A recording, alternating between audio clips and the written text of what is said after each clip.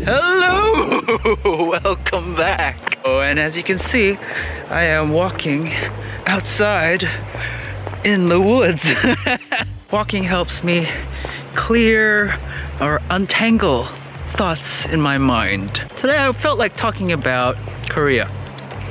And you're probably wondering why I don't post any more simple Korean videos or videos about Korea. So you're like wondering, what the hell, Justin? Why aren't you making more Korean videos? Well, I thought I'd explain all of those questions, answer your questions in this video. The question is why I don't post any more Korean videos. Well, first of all, I'm not in Korea, as you can see.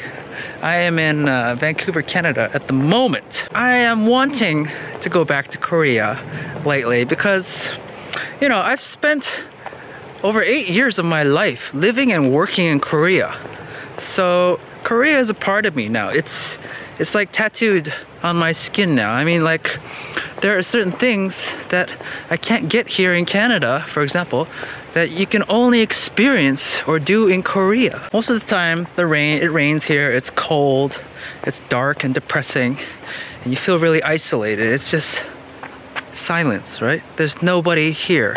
There's a lot of isolation you can experience if you live in North America. And a lot of Korean exchange students that come study and live abroad here in Canada or United States for a brief period of time, whether it's a few months or a year, they experience this, like, you know, like isolation. Like there's no noise, there's no one around, and there's no connection, there's no people, and when there's no people, there's no energy.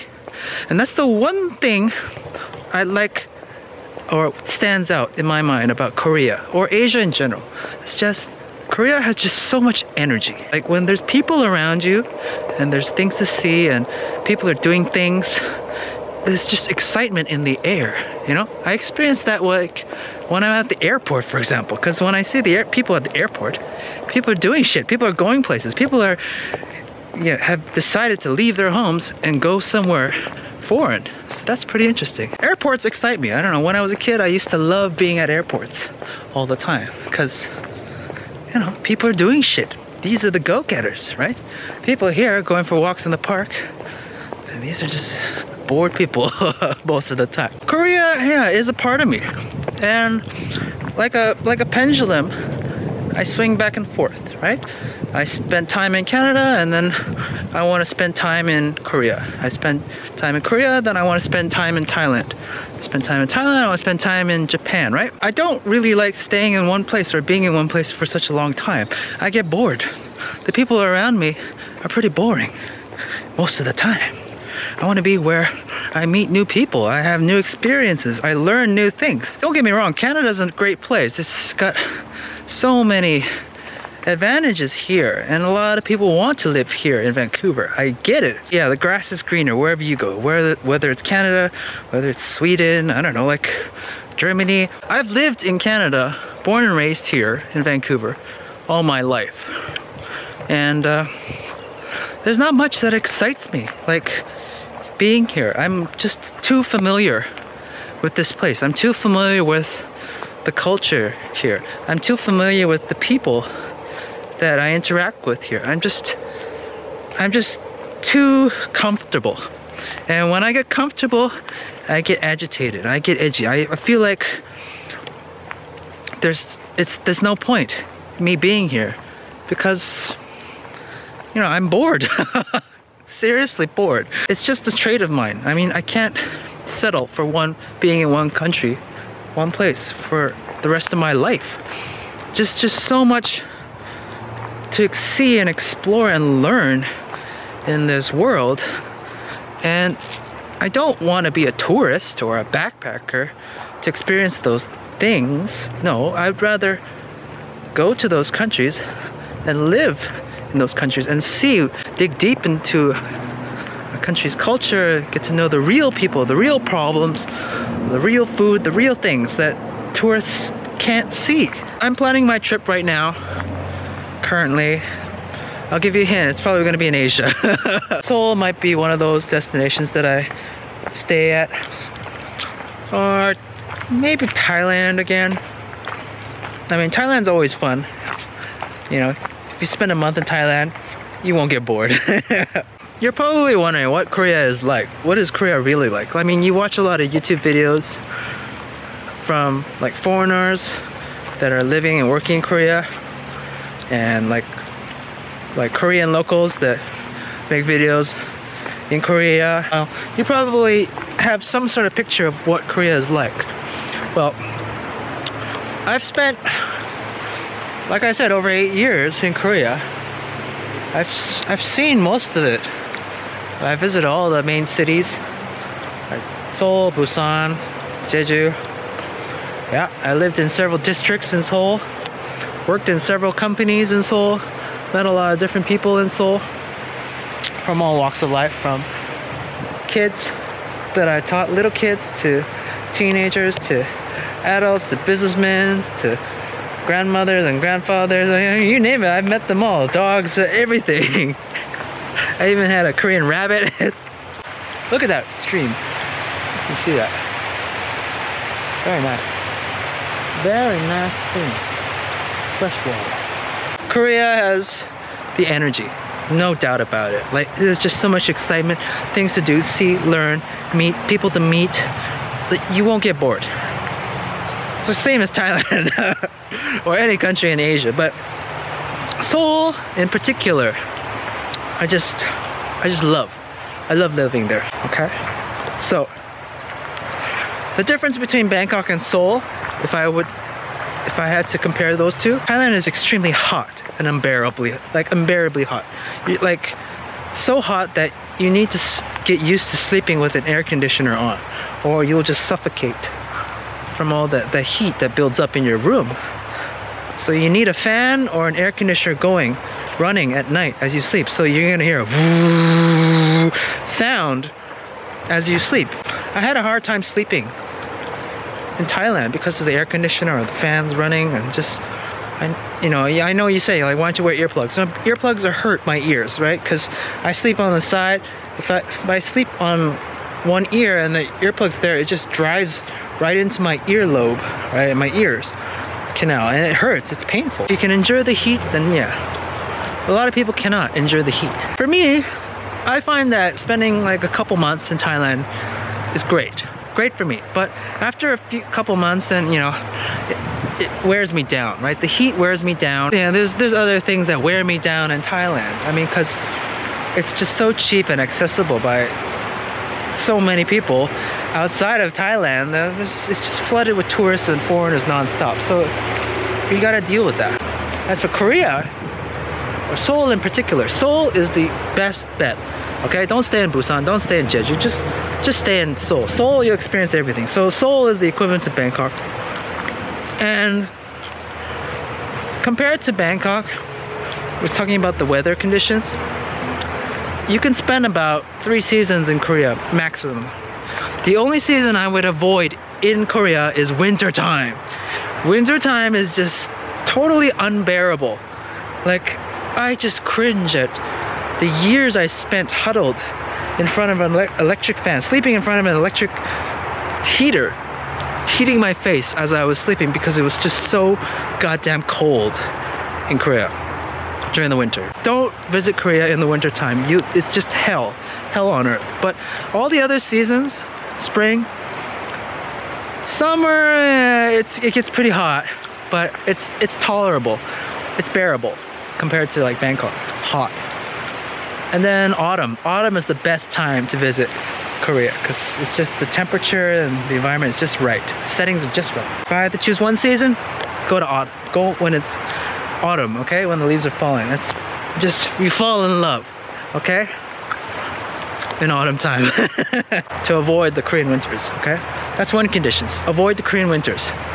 But there's a bigger condition that you have to really consider if you really want to live in Korea long term. And I'm not talking about language barrier. I'm not talking about cultural barrier. I'm not talking about any of that. I'm talking about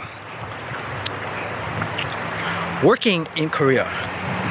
This is the one thing that people do not talk about on YouTube. And I've seen a lot of YouTubers in Korea. Hello. I've seen a lot of YouTubers in Korea that have YouTube channels and all that. None of them talk about this problem. And this is the problem that a lot of people that are foreigners living in Korea don't talk about, except probably in forums, right? Or online chat groups. The problem is living and working in Korea is difficult. If you plan to work in Korea, I would say do not. Do not work in Korea. So whatever job that you're doing in Korea, and the most obvious one is teaching English, the work culture in Korea is just unbearable. Especially if you come from a North American background like myself, because they work hard and they play hard in Korea over there. They work 6 to 7 days a week. They barely get any sleep.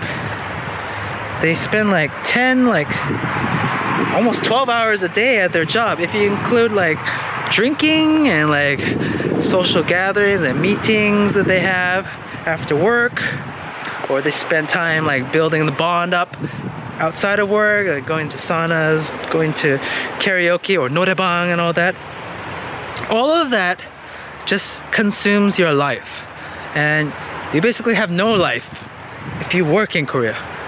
You won't have time to enjoy any of that stuff that I've talked about. When you have the opportunity to, you won't, because you'll be just non-stop working. For me, the biggest problem was working in Korea.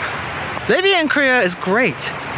You can do so much fun stuff in Korea, but working in Korea is just a complete opposite story. It's just a nightmare to deal with, because it's just too stressful.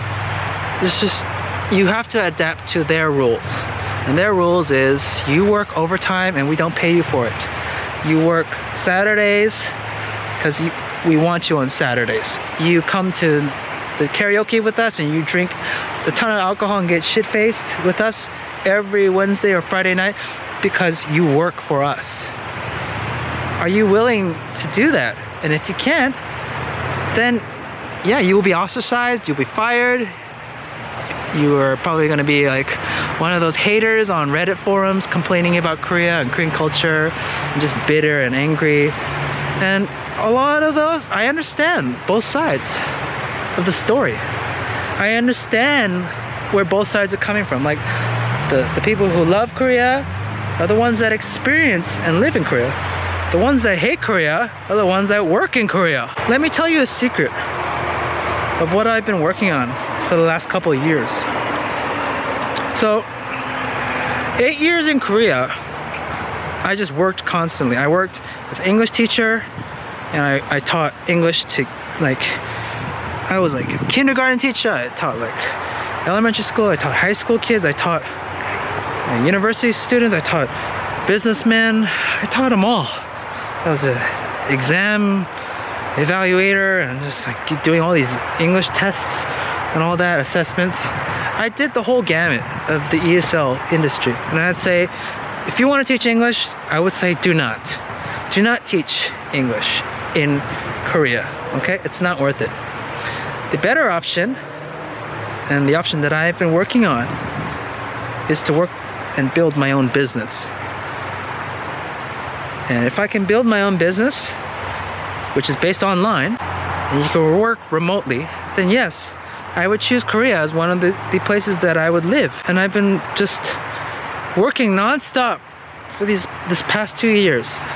I've been working 7 days a week. It's like I don't take any vacations anymore. I just work on my business every day. And this is something you don't know about me. I've been working and working and working. A lot of things that people don't tell you about. What's it like really running a business?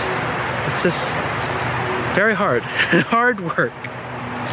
But the rewards are greater. Live in Korea. Just avoid the winter time and run your own business outside of Korea and you'll be fine. And that is my goal right now, actually. So I'm trying to build my business up so that I can get to that point where I don't have to worry about money and I can just focus on enjoying my life and doing more of the things that I love doing, like going for walks and talking to you guys.